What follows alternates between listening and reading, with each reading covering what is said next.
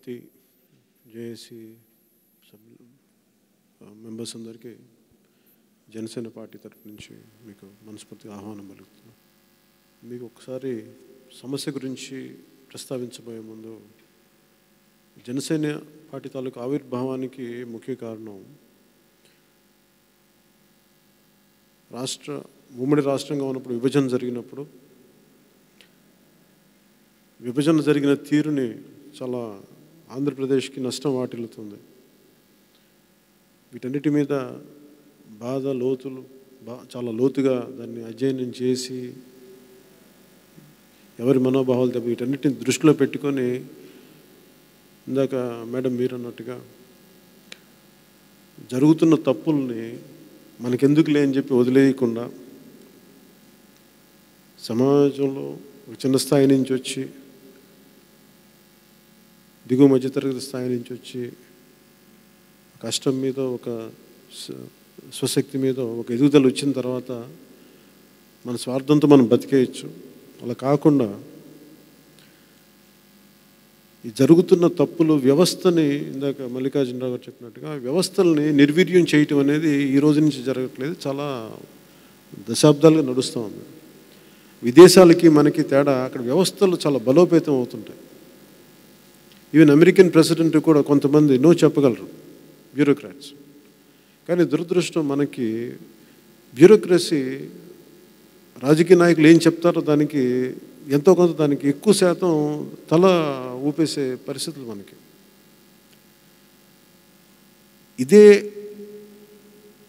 దీన్ని మనం గొంతు ఎత్తకపోతే ఇలాంటి తప్పు ఒప్పుల్ని నేను చాలా బలంగా కోరుకునేది ఏంటంటే ఎప్పుడు కూడా ఒక స్ట్రాంగ్ సివిల్ సొసైటీని కోరుకుంటాను. తప్పులు జరుగుతున్నప్పుడు రాజకీయ వ్యవస్థ దాన్ని ముందుకు తీసుకెళ్ళలేనప్పుడు లేదా బ్యూరోక్రసీ దాన్ని పట్టించుకున్నప్పుడు స్ట్రాంగ్ సివిల్ సొసైటీ మెంబర్స్, ఇప్పుడు మీలాగా చదువుకున్న వాళ్ళు, న్యాయవాద వృత్తి నుంచి వచ్చిన వాళ్ళు, ఆడిటింగ్ వృత్తి నుంచి ఉన్నవారు, డాక్టర్స్, ఇంకా అనేక బలమైన రంగాల నుంచి వచ్చిన వాళ్ళు మీరు లీడ్ చేయడం వల్ల మీరు రావటం, ఇది నేనేం నమ్ముతున్నానంటే మిమ్మల్ని కేవలం ఒక జేఏసీగా అమరావతి వరకు చూడట్లేదు.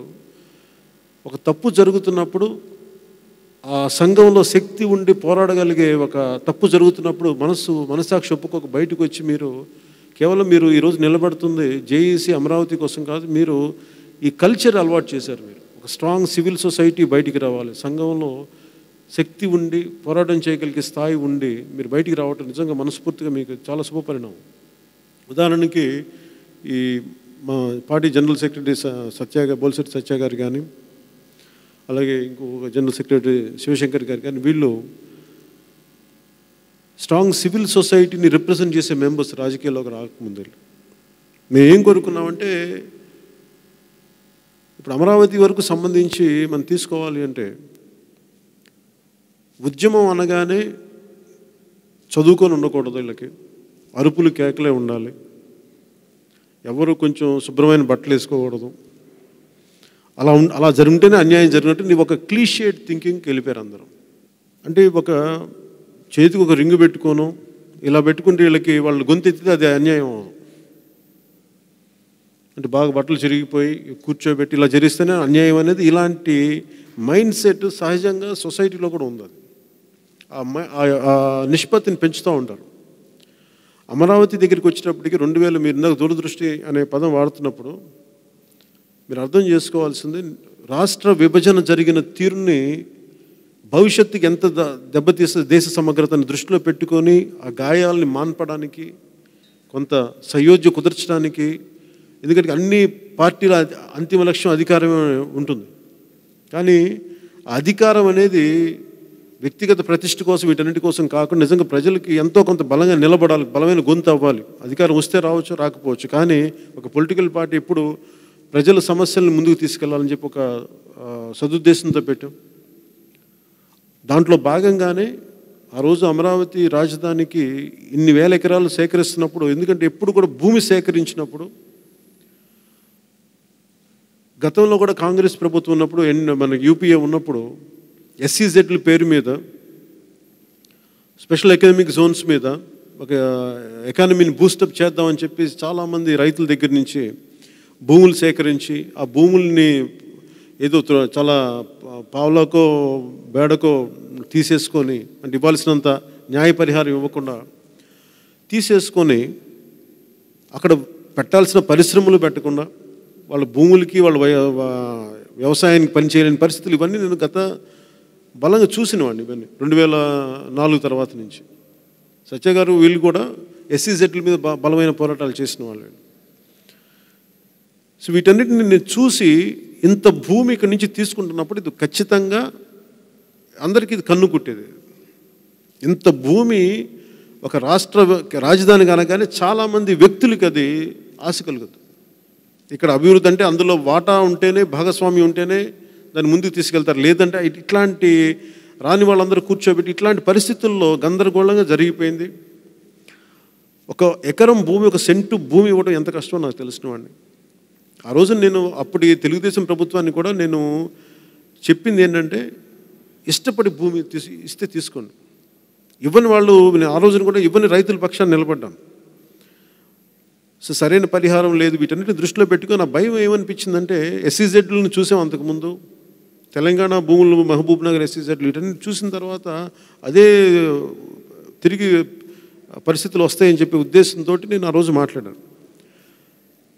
ఆ రోజున ప్రతి రైతు, ఇంక్లూడింగ్ ఇక్కడ కూర్చోబెట్టి ఒక సామాజిక వర్గానికి ఇవన్నీ మాట్లాడుతుంటే, ఆ రోజున నన్ను పిలిచింది దళిత రైతులే పిలిచారు. యాక్చువల్ చెప్పాలంటే నేను వాళ్ళని అడిగాను, ముద్దనరాయనపాలెం దళిత రైతులను అడిగితే, మీరు ఇష్టపడిస్తున్నారంటే, లేదు మా ఆంధ్రప్రదేశ్ కోసం మేము ఇస్తున్నాం, కాకపోతే దీంట్లో కొంచెం పరిహారం మాకు కొంచెం సరిగ్గా అందుకున్నది రావట్లేదు, కొంచెం అది ఇప్పించండి, దాని గురించి మాట్లాడంటే అది మాట్లాడాను. దాని తగ్గట్టుగా వాళ్ళకి కౌలు కానీ వాళ్ళ తగ్గ పరిహారం కానీ అప్పుడు ప్రభుత్వం ఇవ్వడం జరిగింది. ఆ ఒత్తిడి పెట్టాం. నిన్న మాట్లాడుతున్నప్పుడు కూడా నేనేం మాట్లాడానంటే, ఇప్పుడు గౌరవ ముఖ్యమంత్రి శ్రీ జగన్ రెడ్డి గారు మాట్లాడుతున్నట్టుగా ఇది కేవలం కేవలం ఒక కులానికి రాజధాని అనుకున్నప్పుడు, నిజంగా అలాంటి పరిస్థితిలో ఉన్నప్పుడు ఆయన ప్రతిపక్ష నాయకులుగా అదే మాట చెప్పుకుంటే కూడా చాలా బాగుండేది. ఆ రోజు అందరూ ఒప్పుకున్నాక, స్టార్ట్ చేశాక, అధికారంలోకి వచ్చి మళ్ళీ మనసు మార్చుకొని ఇక్కడ కుదరదు అని అనుకోవడానికి దీన్ని జనసేన పార్టీ చాలా తీవ్రంగా వ్యతిరేకిస్తుంది. నేను కూడా చాలా తెలివిగా చొక్కా నలగకుండా బయటికి మాట్లాడగలను. కానీ అమరావతి కోసమే నేను చెప్పులు కూడా వదిలేసి, మనకు చెప్పులు తెగిపోయినా కానీ మేము రోడ్డు మీదకి నడుస్తూ వచ్చాం. ఆ రోజున పోలీసు ముళ్ళకంచెలు దాటుకొని వచ్చాం. ఎందుకంటే నాకు మీ భావన కానీ, నేను కూడా ఈ సంఘంలో ఈ ఆంధ్రప్రదేశ్ భారతదేశంలో జరిగే ఒక సగటు అన్యాయానికి స్పందించే వ్యక్తిని నేను. ఆ రోజున ఆడపడుచులందరి బాధలు చూసి పాపం వాళ్ళంత అవస్థ, ఎప్పుడు ఇంట్లో ఈ పిల్లల్ని సంసారాలని మోసుకునే వాళ్ళు సడన్గా బయటకు వచ్చి అన్యాయానికి, వాళ్ళకి జరిగిన అన్యాయానికి కడుపుమండి వాళ్ళు బయటకు వచ్చిన తీరు నన్ను కలిచివేసి వాళ్ళకి మద్దతుగా నిలబడదామని చెప్పి నేను కూడా వాళ్ళతో వచ్చేటప్పటికి అది మీకు తెలుసు దాని తర్వాత పర్యవసానాలు ఏంటని. ఈ రోజున మీరు నిన్న మాట్లాడుతున్నప్పుడు కూడా మహిళా రైతులు కానీ మిగతా అందరూ మాట్లాడుతున్నప్పుడు కూడా మమ్మల్ని ఎక్కువ భాగస్వామ్యం తీసుకోమంటున్నారంటే, ఖచ్చితంగా మేము ఆ భాగస్వామ్యం తీసుకోకుండా అయితే మేము ఇక్కడ లేము. ఖచ్చితంగా మీకు అండగా నిలబడతాం. దాంట్లో మా స్టాండ్లో కూడా, ఎందుకంటే మీకు చెప్పదలుచుకున్న, మీకు దృష్టికి తీసుకొస్తుంది కూడా, ఒక పొలిటికల్ పార్టీగా ఒక మాట చెప్పాలంటే మేము కేవలం ఒక జిల్లాకో 2 జిల్లాలకు మాట్లాడము. నేనైతే దేశం మొత్తం గురించి మాట్లాడతాను, ఏ సమస్య ఉన్నా కానీ. అలాంటిది ఆంధ్రప్రదేశ్కి వచ్చేటప్పటికి అంటే పర్సెప్షన్ ఏం క్రియేట్ చేశారు, ఇది కేవలం కొంతమందికే ప్రయోజనం, మిగతా ప్రాంతాలకు అన్యాయం జరుగుతుందని చెప్పి ఒక కండిషన్ చేశారు ప్రతి చోట. అది చెప్పినప్పుడు నేను అమరావతి రాజధానికి మద్దతు పలుకుతున్నాను అని చెప్పడానికి సహజంగా ఎవరైనా సంకోచిస్తారు. ఎందుకంటే మిగతా ప్రాంతాల్లో మనకి కొంత విమర్శ ఉంటుంది, లేదంటే మనకి కొంత ఒత్తిడి ఎదుర్కోవాల్సి వస్తుంటుంది, లేదంటే భవిష్యత్తులో ముందుకెళ్ళాం. నేను ఎన్ని భయాలు దాటి ఎందుకు చేయగలిగామంటే, మేము చాలా మొదటి రోజు నుంచి జనసేన చాలా స్పష్టతతోటి ఉంది. ఇక్కడ ఉమ్మడి రాష్ట్రంగా ఉన్నప్పటి నుంచి, రాష్ట్ర విభజన తీరు జరిగిన అన్యాయం దగ్గర నుంచి ఇక్కడ రాజధాని పెట్టేటప్పుడు రైతుల సమస్య ప్రతి చాలా క్షుణ్ణంగా, చాలా లోతుగా, దూరదృష్టితోనే మాట్లాడాం. అలాంటిది ఈ రోజున ప్రతిపక్షం, అధికార పక్షం, వీళ్ళందరూ మీ భూములన్నీ మాట్లాడి మీ రైతుల తరపున మీరు అందరూ పోరాటం చేస్తున్నారు. కాబట్టి ఆ రైతులకి మేము అండగా ఎట్లా నిలబడాలి ఏంటి అనేది మనకి కరోనా సమయంలో ఏదో అనుకున్నాం కొంత ముందు మేము ఆ రోజున ఢిల్లీ వెళ్ళినప్పుడు కూడా ఒక కార్యాచరణ ప్రకటించాం. అక్కడ భారతీయ జనతా పార్టీను జనసేన కలిపి ఒక లాంగ్ ప్రొటెస్ట్ చేద్దాం, ఒక నిరసన చేద్దాం అనేది మేము నిర్ణయించాం. అక్కడ వారికి ఎలక్షన్లు రావటం, ఢిల్లీ ఎలక్షన్స్ రావటం, దీంట్లో తర్వాత కొద్ది రోజుల తర్వాత వాళ్ళ కార్యవర్గాన్ని ఎన్నుకునే పరిస్థితులు రావటం, ఆ తర్వాత కరోనా రావటం, వీటన్నిటి వల్ల కొంత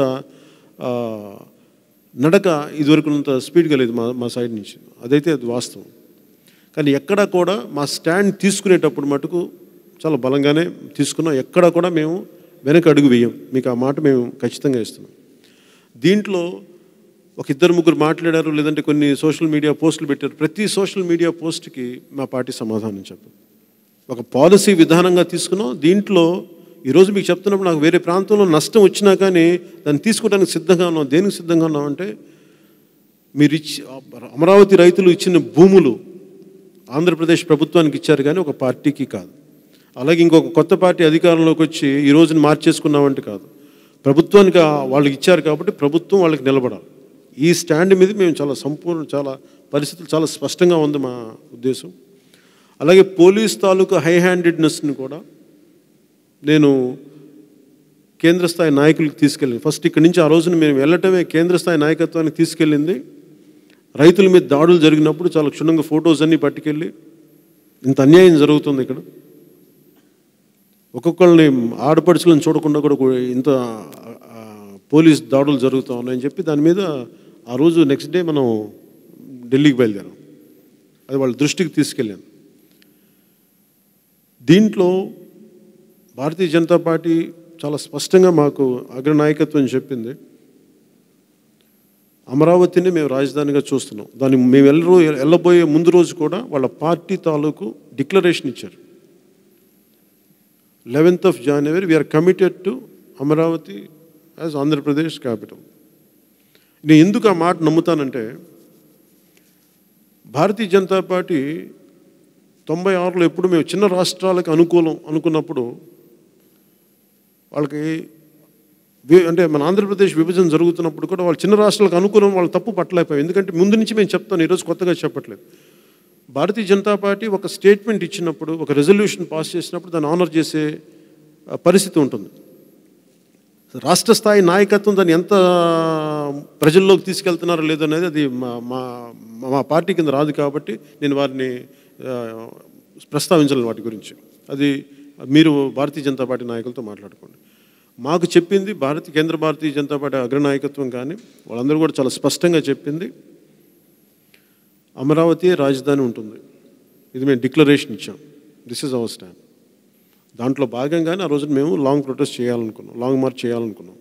కానీ దురదృష్టవశాత్తు రకరకాల పరిస్థితుల్లో ముందుకు తీసుకెళ్ళలేకపోయాం. కానీ ఈరోజు కూడా మీరు ఏదైతే కార్యాచరణ చేస్తున్నారో దీని భవిష్యత్తులో మేము సంపూర్ణమైన మద్దతు ఉంటుంది. అలాగే ఈ కరోనా సమయాన్ని కూడా కొంత దృష్టిలో పెట్టుకొని నిన్న ఫస్ట్ టైం ఇంత పెద్ద మంది ఇంత సోషల్ డిస్టెన్స్ కూడా పాటించని పరిస్థితుల్లో లేకుండా వచ్చేసారు అందరూ. నాకు తెలుస్తుంది ఆవేదన. ఈ పరిస్థితుల్లో ఒక కార్యాచరణ ప్రకటించడం కొంచెం కష్టసాధ్యమైన పని.